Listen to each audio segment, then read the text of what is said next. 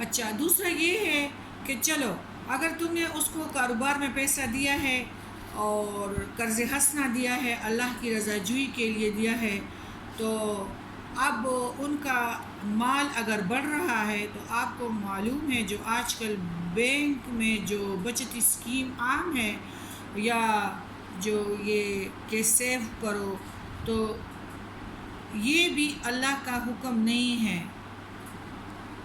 یعنی اپنے پیٹ سے کاٹو اور اوروں کو دو۔ بات کی سمجھ آ گئی ہے؟ یہ بینکاری والا سسٹم اور لاکھ روپے کے پتہ نہیں وہ لوگ 24 کتنے پیسے دیتے ہیں، یہ بھی سود ہے۔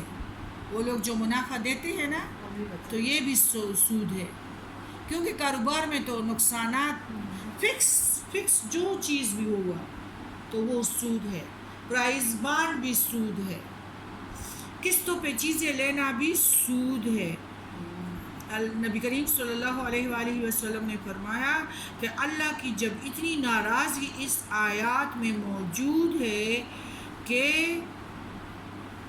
ان کے گردنیں اڑا دو سود والوں کی، تو اس کے باوجود بھی اگر وہ کرے تو وہ خطی اٹھے گا، اور وہ فرعون کا قوم جہنم میں۔ نبی کریم صلی اللہ علیہ وسلم جب معراج پہ گئے تھے تو فرعون کی قوم کو آگ لگی ہوئی تھی، فرعون کو بھی جو ٹھیک ہے عجائب گھر میں ہے لیکن اس کو جہنم میں بھی دیکھا گیا۔ یہ اللہ کے کام ہے۔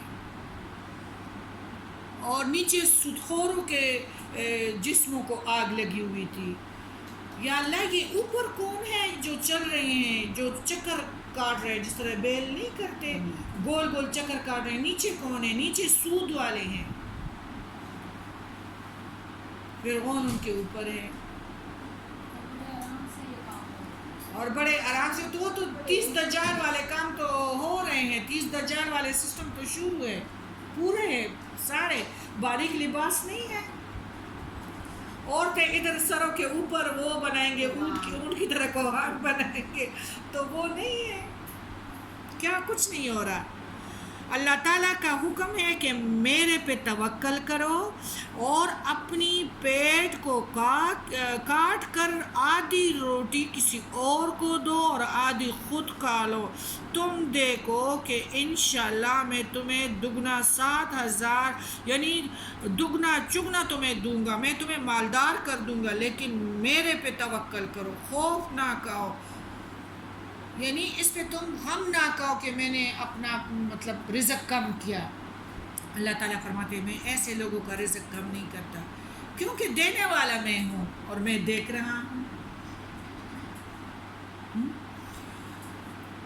عزت دو، کسی بیمار سے تم لوگوں کو پتہ چل جائے نا تو بیمار کرسی کے لیے جاؤ، بیمار بندے کے لیے دعا کے لیے کہو، بیماروں کی دعا قبول ہوتی ہے۔ نبی کریم صلی اللہ علیہ وسلم نے فرمایا کہ جو بیمار بندہ بیماری کی حالت میں اگر کوئی پوچھے تو وہ کہے کہ شکر الحمدللہ، کوئی شکوہ اللہ تعالیٰ سے نہیں کرتا۔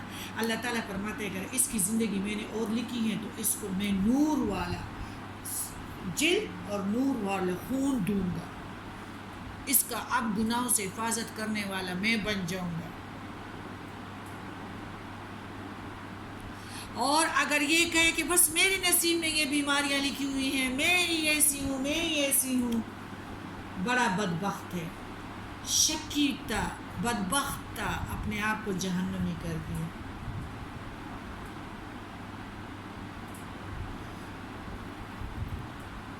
اللہ تعالیٰ خود فرماتے ہیں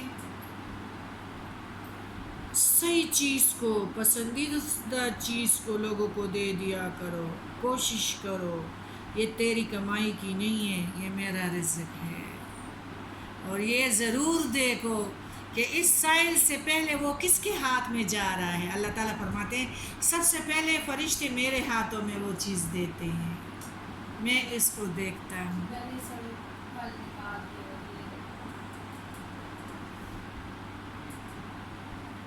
میں اس کو دیکھتا ہوں، تو یہ کوشش ضرور کرو کہ ردی چیزیں نہ دیا کرو، اس طرح میں بھی تجھے رد کر دوں گا۔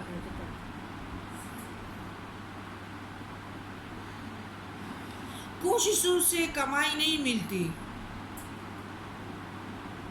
ایک دکاندار ہے، اس کا سب کچھ، دونوں دکان ایک جیسے ہیں، اور ایک میں رش ہے، ایک میں کچھ بھی نہیں ہے. یہ تو اللہ تعالیٰ کوششوں سے کچھ نہیں ہوتا، اللہ دیتا ہے. اس لیے اس آیات کے بعد یعنی ہم نے اپنے راستے خود آسان کرنے ہیں. یہ دل جو ہے، یہ ابھی ہمیں اس آیات سے پتہ چل گیا کہ یہ زمین ہے اور اس میں ہل چلانا ہے، اور اس میں اللہ تعالیٰ کی محبت کا بیج بونا ہے. اللہ کی محبت کے بیج کو بوئیں گے تو انشاءاللہ سب کچھ کما سکیں گے، اللہ کی رضا بھی اور دنیا بھی اور آخرت بھی. بے حیائی پہ خرچ نہ ہو. آج جتنے باریک کپڑے ہم پہنتے ہیں کہ ہم ماڈرن نظر آئے. یہ ماڈرن جس میں کہاں جائے گی جنازے کے وقت، نزاع کے وقت. اس وقت تو اللہ تعالیٰ فرماتے ہیں کہ تم اتنے بھی نہیں کر سکتے کہ اٹھو اور کسی کو کہو کہ میں جل رہی ہوں، مجھ پہ پانی ڈالو. زبان اتنی بھاری ہوئی ہوتی ہے. ہاں چیختے ضرور ہو، لیکن وہ چپکلی اور یہ چیزیں، خرگوش اور باہر بازاروں میں یہ گدھے وغیرہ سنتے ہیں، لیکن رشتہ دار نہیں سن سکتے.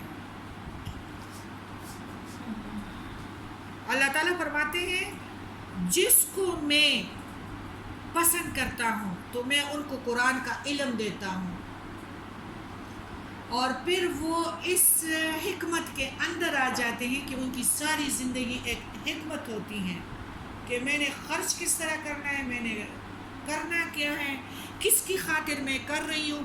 اللہ تعالیٰ فرماتے ہیں جو میری خاطر کرتے ہیں تو وہ بندے ایسے ہوتے ہیں کہ ان پہ وہ کام باری نہیں ہوتا. ریاکار بیچارے جب کام کرتے ہیں نا تو وہ تھک جاتے ہیں، کیونکہ ان کا ساتھی جو ہے وہ شیطان ہے،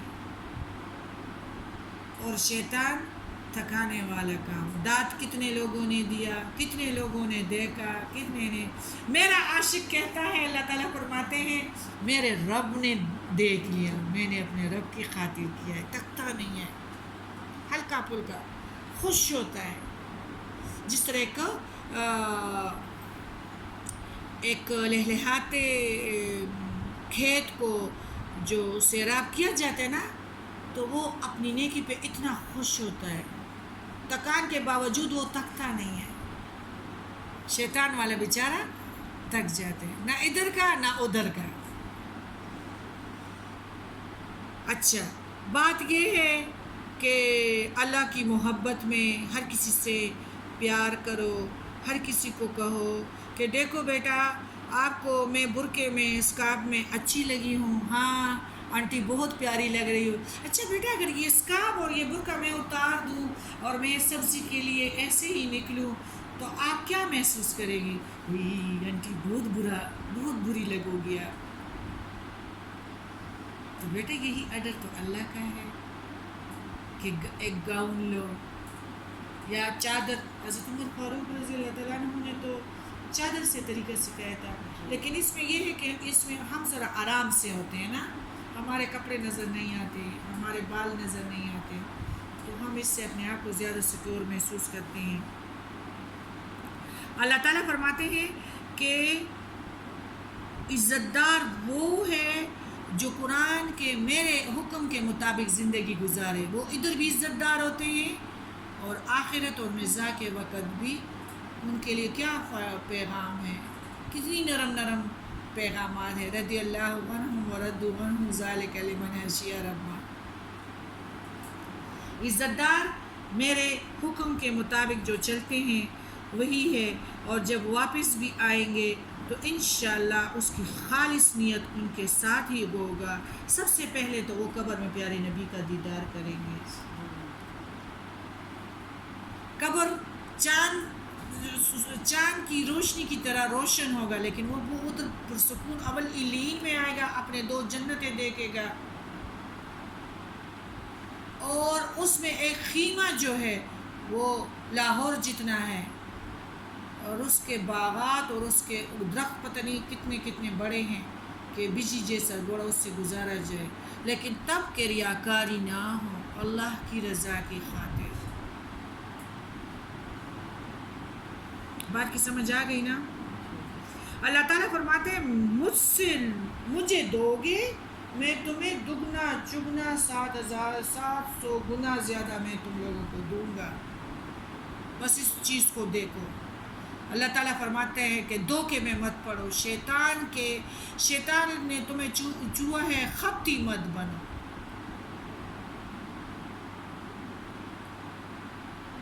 امیر بننے کی کوشش مت کرو. خالص نیت کرو.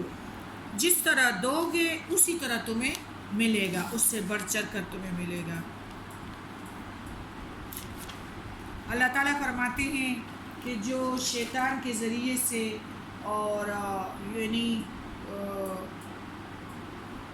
سود والوں کو ادھر پاگل کہا گیا ہے کیونکہ اس کو انسانوں کے ساتھ ہمدردی نہیں ہے. اور پاگل بھی بیچارے اسی طرح ہوتے ہیں. یعنی ان کے سیلز اتنے ڈیڈ ہوتے ہیں کہ وہ کسی سے اگر ان پہ کوئی کہتے ہیں بھی لگائے نا تو وہ نہیں سمجھتا. اس طرح یہ سود والا بھی پاگل ہوتا ہے. اور اکثر بینکوں کے سامنے بھی سود خور جو آئے ہوئے ہوتے ہیں اتنا شور مچاتے ہیں.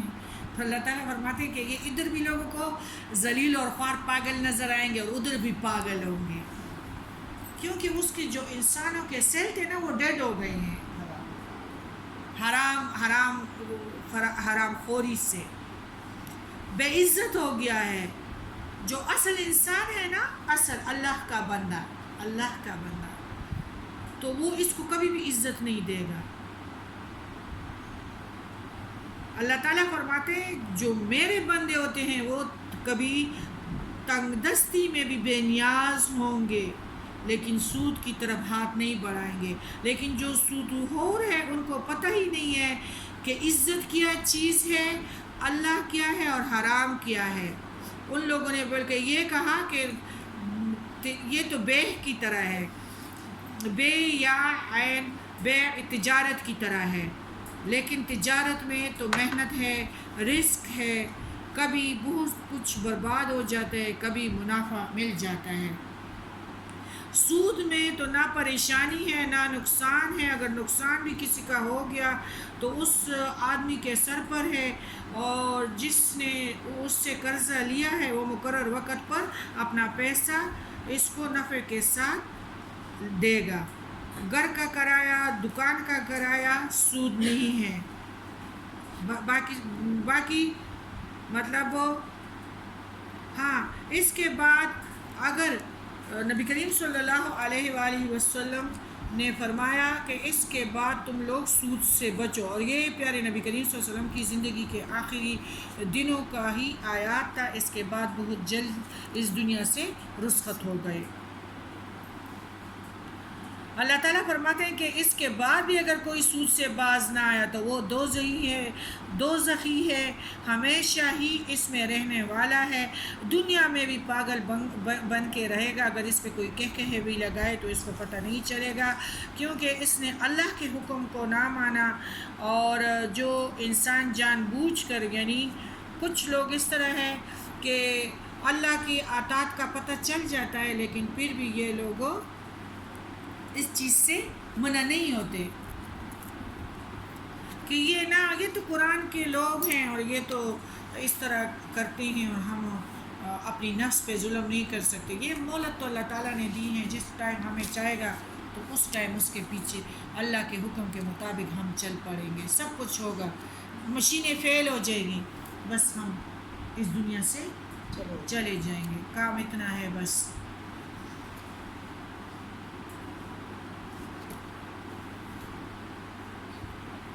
یمحق اللہ الربا ویربی صدقات واللہ لا یحب کل کفار اثیم. اللہ سود کو مٹاتا ہے, صدقات کو بڑھاتا ہے اور اللہ کسی ناشکر اور گناہگار کو دوست نہیں رکھتا. دیکھو یہ سود کی معنی اور روحانی یعنی معذرتوں اور صدقے کی برکتوں کا بیان ہے. سود میں بظاہر بڑھوتری نظر آتی ہے لیکن معنی حساب سے انجام کے اعتبار سے سودی رقم ہلاکت اور بربادی ہی کا باعث بنتی ہیں۔ اس حقیقت کا اعتراف جو ہے اب ہندو اور کافروں اور ان لوگوں نے بھی کیا ہے، یہودیوں نے بھی کیا ہے، کہ بالکل سود والے کو سکون نہیں ملتا۔